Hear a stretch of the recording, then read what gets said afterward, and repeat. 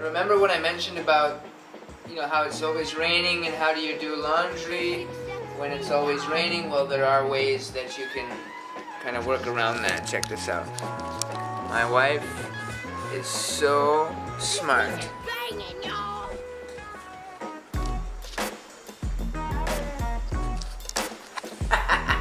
You can't stop her.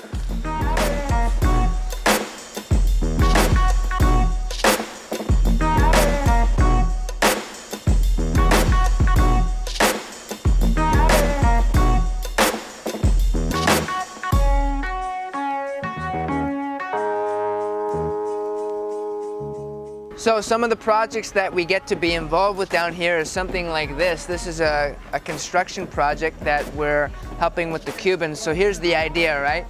They got the houses building, so it's providing jobs for the workers. It's going to provide a house for somebody eventually in the future.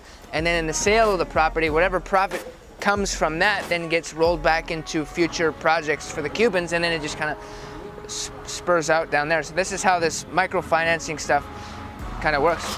Right now they've been given about 5 days to finish this place, so they got a whole bunch of workers inside, about 25 people that are working like 24-hour shifts. I think they started yesterday morning. They stopped at 5 o'clock in the morning today, and they started up again maybe a few hours ago.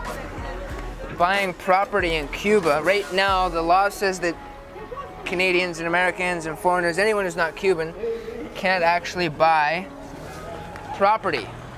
But because of the way the blockade has been opening up with the States, Cuba's going to be an amazingly hot real estate place to buy, homes and properties in the future. They say about 2 years from now. So in order to buy property here in Cuba, you either have to be Cuban and live here, you either have to have family in Cuba, or you can marry a Cuban. So the common denominator here is that the property goes under the name of a Cuban. That's why buying property as a foreigner can be pretty difficult right now. I'd say most properties for a lot of the Cubans here is kind of like tough living, but that's not the case for every house. Sometimes you can find quite the spots to hang out in.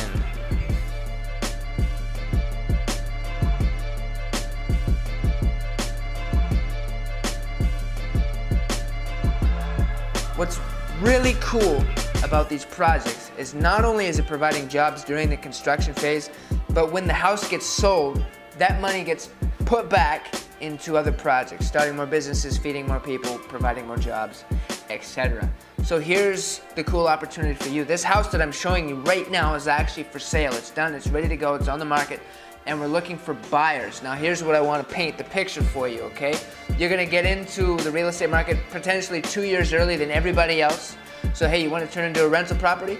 That's an option. Hey, you want to turn it into a headquarters for your ministry down in Cuba? That's an option. You want to live in it with your family and bring everybody down for the weekend and in the summer in Cuba because it's Cuba and it's paradise and you're living in a mansion in Cuba? That's an option. What we need to do is get in touch with you.